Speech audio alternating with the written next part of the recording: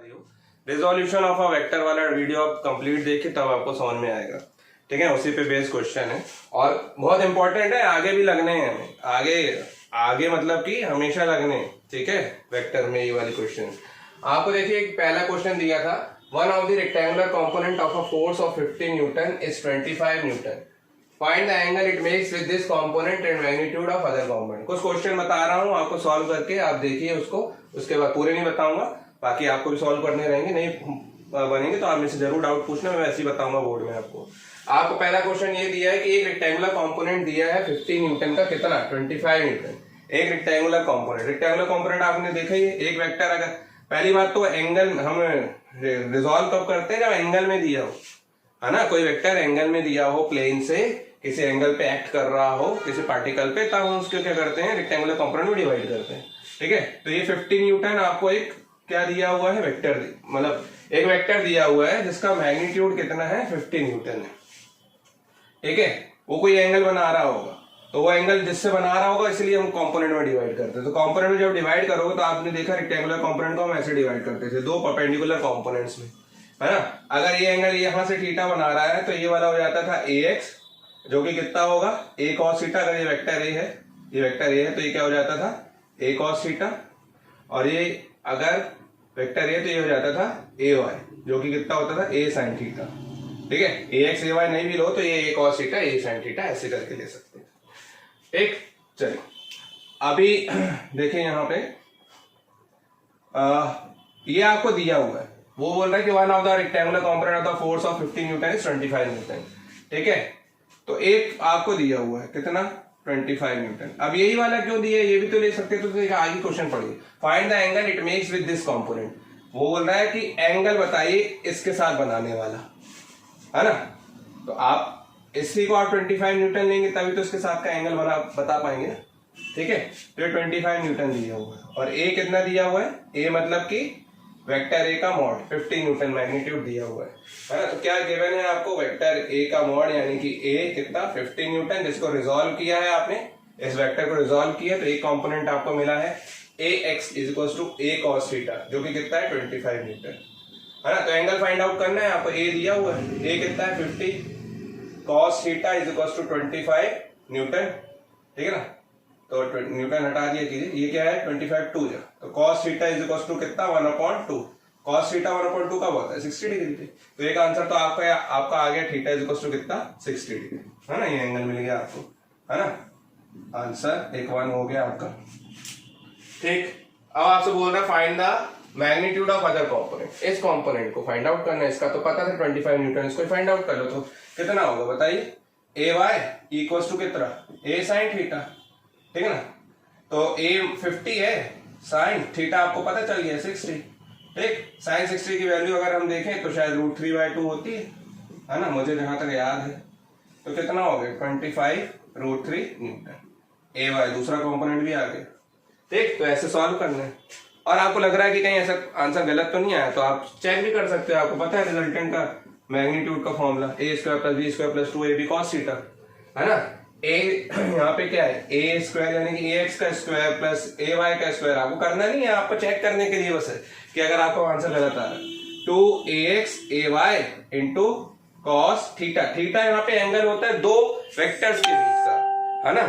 तो यहाँ पे दो वेक्टर्स, तो ये है दो वेक्टर्स, ये तो आपने रिजॉल्व किया, रिजल्टेंट हो गए, ये इन दोनों का रिजल्टेंट हो गया। रिजल्टेंट के लिए अलग एंगल यूज करते हैं, है ना, भले हमने थीटा लिख दिया यहाँ पे, फॉर्मूले में थीटा होता है, लेकिन थीटा क्या होता है, दो जो रिजॉल्व किए हुए हैं आपने वेक्टर्स, उनके बीच का थीटा। ठीक है, तो यहाँ पे cos 90 है, दोनों के बीच का थीटा कितना है 90 डिग्री, परपेंडिकुलर में आप डिवाइड करते हो ना, तो cos 90 यानी कि ये क्या हो जाएगा, r सिंपल ax² + ay²। तो यहाँ आपको दिया हुआ है 25² + 25² √3², ये है 25 का स्क्वायर, ये आपको दिया हुआ था, प्लस ये आपने निकाल दिया कितना 25√3। ठीक है ना, तो आप सॉल्व करोगे तो 25 का स्क्वायर बाहर आ गया रूट से, तो 25 बन के आएगा, अंदर क्या बचेगा √3 का स्क्वायर 3 + 1 4 √4 यानी कि 2, 25 × 2 कितना हो गया 50। तो देखिए 50 आना चाहिए था। दोनों का रिजल्टेंट क्या है, रिजल्टेंट दोनों का रिजल्टेंट ax और ay का ये है, इसका मैग्नीट्यूड 50 न्यूटन। ठीक है, एंगल भी चेक कर सकते थे आप, एंगल कैसे चेक करोगे, आपने फॉर्मूला लगाया हुआ था टेन बीटा या अल्फा जो भी था, अगर इसको हम बीटा बोल रहे थे, है ना, यहाँ तो थीटा लिखा हुआ है, थीटा बोल दो, चलो यहाँ पे थीटा है तो कितना है बी साइन थीटा। अब बी साइन थीटा, थीटा अलग हो गया, यहाँ पे अल्फा होता था, ठीक है ना, यहाँ अल्फा होता था और थीटा इन दोनों के बीच का एंगल होता था, अल्फा ही ले लो चलो, और थीटा क्या है इन दोनों के बीच का एंगल, तो इन दोनों के बीच का एंगल साइन 90 अपॉन ए प्लस बी कॉस थीटा। ए यानी कि बी यहाँ पे क्या था ए वाई, है ना, और ए यहाँ पे क्या है ए एक्स प्लस बी, बी यानी कि ए वाई कॉस थीटा कॉस 90। तो ए वाई आपका कितना आया, ए वाई आपका आया था 25√3 और साइन 90 तो 1 हो गया अपॉन ए एक्स कितना है 25 और cos 90 वाली टर्म 0, 25 से 25 कैंसिल, है ना, तो ये आ गया tan alpha is equal to कितना √3, और √3 कब होती है अल्फा की वैल्यू जब 60 डिग्री होगी, तो देखो 60 डिग्री भी आ गया आपका, ऐसे चेक कर सकते हो आप, ठीक है। चलिए खैर ये क्वेश्चन अगर आपका हो गया, आपको समझ में आ गया, तो इसी के बाद दूसरा क्वेश्चन था वो समझा देता हूं आपको मैं, ठीक है, नोट करना है, नोट कीजिए जल्दी से। सी स्टूडेंट, जैसे यहाँ पे क्वेश्चन दिया हुआ है आपको, find the value of T1 and T2 for the system shown in figure, है ना, ये फिगर में ये जो यहाँ पे जो डैश डैश लाइन बनी हुई ना, यानी कि ठीक है, इसका क्या मतलब रहता है, these are showing that these are wall और आर रिजिड बॉडी, मतलब कि अगर यहाँ से कुछ कनेक्ट है तो ये रिजिड है, ये फिक्स है यहाँ पे, ठीक है, ध्यान रखिएगा, जैसे वॉल ऑल हो गई, ठीक, और टेंशन यहाँ पे फोर्स होता है, T1 T2 यहाँ पे टेंशन मतलब कि फोर्स को बोलते हैं, है ना, धागा खींचोगे, अगर ऐसे खींचो तो उसके ऑपोजिट डायरेक्शन में क्या लग रहा होता है, फोर्स लग रहा होता है, वो है ना न्यूटन का थर्ड लॉ, क्या है, ऑपोजिट डायरेक्शन में धागा खींच रहा होता है, खींचोगे छोड़ोगे तो वापस इलास्टिसिटी होती है ना, तो वापस से धागा अपने पास आएगा, ठीक है, तो टेंशन फोर्स होता है। कोई भी रस्सी अगर आप ऐसे टंगे हुए हो तो रस्सी टूटती क्यों नहीं है, क्योंकि रस्सी भी ऊपर की आपके ऑपोजिट, अगर आप ऐसे लटके हो तो आपका फोर्स क्या रहता है नीचे की ओर mg, वेट आपका, है ना, उसके ऑपोजिट डायरेक्शन में रस्सी पे फोर्स लग रहा होता है, टी टेंशन, ठीक है। चलिए तो यहाँ पे जो एंगल में उसको रिजॉल्व कर दीजिए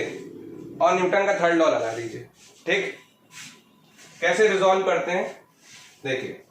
एक पॉइंट ये इस पॉइंट पे लग रहा है, इस पॉइंट पे एक वेट लग रहा है, कहाँ फोर्स है ये भी 60 kg मतलब कि मास दिया आपको 60, और acceleration due to gravity g, suppose 10 ले ली, 9.8 होती है, 10 ले लीजिए, 10 मीटर पर सेकंड स्क्वायर सपोज, है ना, ले लिया कीजिए ऐसे करके, तो ये क्या हो जाएगा आपका mg यहाँ पे, है ना, ये वेट आपका कितना हो गया mg कितना होता है mass into acceleration due to gravity, 60 into 10 600 हो जाएगा, 600। अभी इस जब हम ऐसा कर देते हैं तो वेट मतलब एक फोर्स हो जाता है, तो न्यूटन में बोल देते हैं उसको। चलिए अभी हम क्या कर रहे हैं, इस पॉइंट पे एक फ्री बॉडी डायग्राम बना दिया करो, ये पॉइंट है, सपोज इस पॉइंट को वो ले लो, ठीक, और इस पे एक फोर्स ऐसा जा रहा था जिसको आपने बोला T2 और एक ऐसा जा रहा है T1, बस इससे मतलब है हमें, और एक नीचे की ओर डाउनवर्ड जा रहा है, ठीक है, कितना 600 न्यूटन, ठीक। चलिए कोई बात नहीं, अब यहाँ पे जो एंगल में उसको रिजॉल्व करना है, ये दोनों तो एंगल पे है नहीं, मतलब कि ये दोनों तो हॉरिजॉन्टल और वर्टिकल है, तो इजीली हो जाएगा। अब इसको हमको रिजॉल्व करना है, तो इस डायरेक्शन में है, तो आप क्या करोगे, दो कंपोनेंट में डिवाइड करोगे, एक ये वाला कंपोनेंट हो गया और एक ये वाला कंपोनेंट हो गया, है ना, और अब एंगल आपको यहाँ पे दिया 50 डिग्री, 50 की जगह आप 60 कर देंगे यहाँ पे, ठीक है, क्योंकि 50 डिग्री की वैल्यू आपको पता नहीं है, वैसे 50 डिग्री आपको साइन 50 या 60 डिग्री की, अगर साइन 50 जैसे उसकी वैल्यू 0.766 होती है, सॉल्व कर सकते हो, ठीक है, ये आपको या तो दिया रखेगा या फिर आपको एक टेबल देगा नेचुरल साइन की, ठीक है ना, नेचुरल साइन में से देख के निकालना पड़ता है कि साइन 50 की वैल्यू क्या है, ठीक है, अदरवाइज आप 60 डिग्री लेके चल लो अभी फिलहाल। चलिए अगर ये 60 डिग्री है तो देखिए यहाँ पे, अगर इससे मैं यहाँ से पैरेलल लाइन खींचूंगा तो ऑल्टरनेट इंटीरियर एंगल से ये भी कितना हो जाएगा 60 डिग्री, तो ये वाला एंगल कितना हो गया 60 डिग्री। अगर ये 60 डिग्री और ये T2 है तो ये क्या हो जाएगा T2 sign cos 60, T2 cos 60, और ये हो जाएगा T2 साइन 60। देखिए रिजॉल्व हो गया, बस आपको क्या लगाना है, न्यूटन का third law, equal and opposite, है ना, मतलब कि ये वाला फोर्स इस फोर्स के इक्वल होगा, ये वाला फोर्स इस फोर्स के इक्वल, ठीक है, इक्वल एंड ऑपोजिट है, ठीक है, हमें ऑपोजिट अभी कुछ नहीं लेना है, मैग्नीट्यूड निकालना है, तो डायरेक्शन से माइनस साइन क्या बताता है, डायरेक्शन बताता है, अभी डायरेक्शन निकालने के लिए नहीं बोला आपको, ठीक है। तो यहाँ पे देखिए ये T1 किसके इक्वल होगा, न्यूटन थर्ड लॉ से, T2 cos 60 के, ठीक है, क्योंकि ये कंडीशन है इक्विलिब्रियम की, ऑब्जेक्ट किसमें है, इक्विलिब्रियम में, ठीक है, इक्विलिब्रियम ना हिल रहा ना जा रहा कहीं पे, ऐसे फिक्स, T2 cos 60 एक इक्वेशन हो गई जैसे सपोज, और ये क्या है दूसरी, T2 sin 60 इसके इक्वल हो गया, T2 sin 60 डिग्री हो गया आपको किसके इक्वल, W, ठीक। तो जो पता है वो सॉल्व कर दीजिए, आपको ये पता है जैसे T2 sin 60 अभी हमने देखा था √3/2 होता है, इक्वल्स टू कितना है ये 600, है ना, तो ये इस साइड ले जाओगे आप तो T2 इक्वल्स टू हो जाएगा आपका कितना 600 मल्टीप्लाई बाय 2 यानी कि 1200 अपॉन √3, सॉल्व कर देना, न्यूटन में आ जाएगा पहला आंसर, ठीक है। इसकी वैल्यू यहाँ पुटअप कर देना, cos 60 की वैल्यू पुटअप करना और T2 की वैल्यू पुटअप करना, तो T1 आ जाएगा आपको, है ना, तो T1 और T2 ऐसे निकाल सकते हैं, समझ में आया आप लोग को। चलिए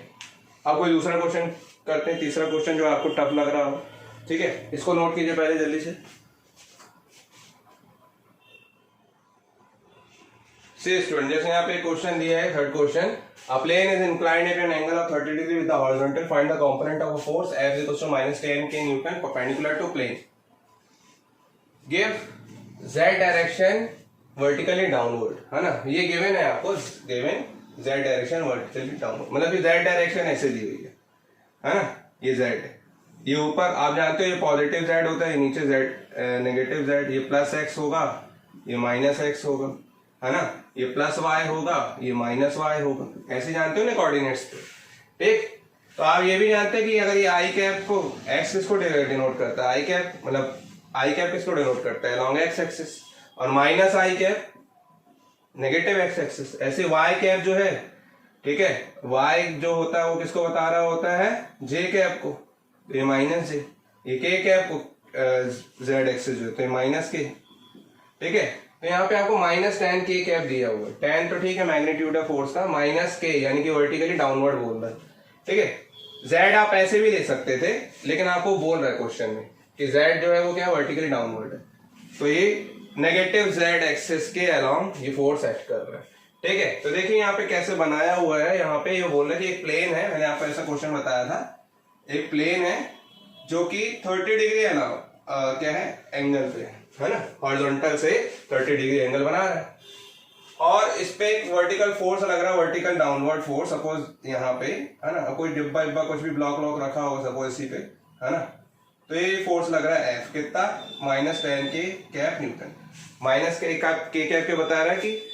डाउनवर्ड डायरेक्शन है along z axis, negative z axis की तरफ, है ना, ये। अब इसको आप रिजॉल्व करते हैं तो मैंने आपको बताया था जब भी तो इस पे एक रिएक्शन फोर्स सरफेस पे लगता है वो हमेशा परपेंडिकुलर होता है, आप एंगल किसी भी एंगल में ले लो, ठीक, इसको पीछे की ओर एक्सटेंड करो आप, ठीक है। अब मैं इसको रिजॉल्व कर रहा हूँ, इस फोर्स को मुझे रिजॉल्व करना है इस एंगल के थ्रू, तो एक तो ये हो गया, ठीक है, ये तो मैंने आपको बता दिया कि एंगल रिएक्शन फोर्स लग रहा होता है तो उसके ऑपोजिट भी ले सकता हूँ, और एक ये हो गया, है ना, रिजॉल्व करोगे तो अलोंग द प्लेन हो गया, और एक क्या हो गया vertical to the perpendicular to the plane, ठीक है ना। तो ये F -10 k न्यूटन था, वेक्टर F, वेक्टर लगाना पड़ेगा क्योंकि यहाँ पे क्या है मैग्नीट्यूड के साथ डायरेक्शन है, तो ये क्या हो जाता है F cos, अब एंगल ये 30 डिग्री तो ये भी 30 डिग्री मैंने आपको बताया था, ये cos 30 हो जाएगा, और ये क्या हो जाएगा F sin 30, ठीक है। F आपको निकालना है, यहाँ पे F नहीं पता है, वेक्टर F पता है, F नहीं पता, तो सिंपल है, वेक्टर F का मॉड ले लोगे तो क्या आ जाएगा, माइनस साइन हटा दो, ठीक है, तो फिर माइनस साइन हटा दो, सिर्फ यानी कि क्या है डायरेक्शन हट गई, के कैप हट गई, के कैप क्या डायरेक्शन हट गई, ठीक है। नहीं तो रूट ले लो, रूट में क्या आएगा सिर्फ 10 का स्क्वायर आएगा, 10 के स्क्वायर से रूट कैंसिल हो जाएगा, 10 ही में आएगा, वेक्टर एफ यानी कि एफ कितना आ गया 10 न्यूटन, तो ये आ गया एफ साइन 30 यानी कि 10 साइन 30 होता है आपका 1/2 ना, 1/2 मुझे नहीं पता कितना होता है, 0 और 1/4 1/2, ठीक है, कितना होता है फिर 5 न्यूटन, ये आपका कौन सा आ गया, ये वाला है ना, ये वाला कंपोनेंट आ गया, और ये वर्टिकल कंपोनेंट है F cos 30,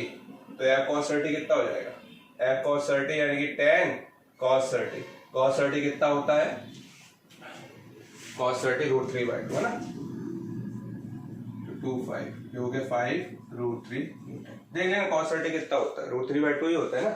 sin 90 cos 60 की वैल्यू, sin 30 यानी कि cos 60 की वैल्यू होती है और cos 30 sin 60 की, ठीक है 5√3 न्यूटन। चेक कर लो, चेक करना है तो कितना होना चाहिए, 5 का स्क्वायर प्लस 5 का स्क्वायर √3 का स्क्वायर, तो ये हो जाएगा 5 5 से 25 प्लस 25 इंटू 3, तो 25 प्लस 25 इंटू 3, 25 इंटू 3 75 और 2500 यानी कि 10, ठीक है ना, 10 आ रहा है। ठीक है, तो इस तरीके से सॉल्व करना है आपको। ठीक, ये वाला क्वेश्चन। एक लास्ट क्वेश्चन और बता रहा हूँ डिफरेंशिएशन वाला, ठीक है, जो इसमें क्वेश्चन में दिया हुआ है। ठीक, जल्दी से इसको नोट करने तो नोट कीजिए, मैं बता रहा हूँ नेक्स्ट क्वेश्चन। से स्टूडेंट, जैसे यहाँ पे क्वेश्चन दिया, point moves in XY plane according to the law x equals to 4 sin 60 and y equals to 4 1 minus cos 60. Find distance traversed by the particle in 5 seconds when x and y are in meters.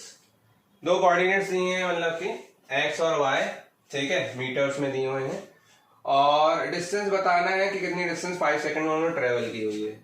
ठीक है, तो सबसे पहले तो distance बताना है हमें, ठीक है, और डिस्टेंस एक स्केलर क्वांटिटी होती है, ठीक है, लेकिन यहाँ पे x equals to 4 sin 60 and y equals to 4 1 minus cos 60, time के रिस्पेक्ट में हमें फंक्शन दिया हुआ है ना। तो टाइम के रिस्पेक्ट में अगर हमें फंक्शन दिया हुआ तो या तो आप डिस्प्लेसमेंट निकाल दो इसका, है ना, डिस्टेंस दी हुई है, या तो आप इसका डिस्प्लेसमेंट निकाल दो, जो कि आप नहीं निकाल सकते। ठीक है, आप क्या कर सकते हो, वेलोसिटी निकाल सकते हो। ठीक, एक पार्टिकल पे एक XY प्लेन है, एक XY प्लेन पे एक पार्टिकल पे क्या कर रहे हैं, क्या कर रहा है, एक वेक्टर एक्ट कर रहा है, और इस वेक्टर के दो कंपोनेंट एक्ट कर रहे हैं, है ना। सपोज एक वेक्टर ऐसे एक्ट कर रहा है इस पार्टिकल पे, और इस पे दो कंपोनेंट ऐसे एक्ट कर रहे हैं इस डायरेक्शन में, है ना। तो ये वेलोसिटी का कंपोनेंट हो गया, सपोज मैंने बोली ये वेलोसिटी v से इस पे एक्ट कर रहा है, तो ये vx हो गया और ये vy हो गया, है ना। तो वेलोसिटी मैंने आपको बताया था,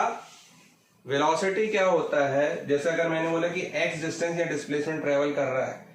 तो अगर मुझे वेलोसिटी निकालना है या स्पीड निकालना है, तो मैं क्या करता हूं, टाइम के रिस्पेक्ट में उसका डिफरेंशिएशन कर देता हूं, तो वेलोसिटी मिल जाता है। यानी कि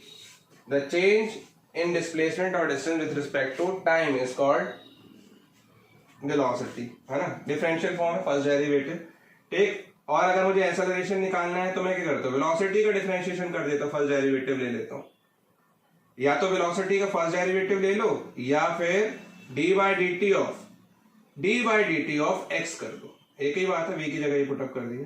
तो ये होता है सेकंड डेरिवेटिव। सेकंड डेरिवेटिव कैसे लिखते हो, D by D T square, यहाँ पे ऐसे लिखते हैं डी स्क्वायर, फिर डी बाई डी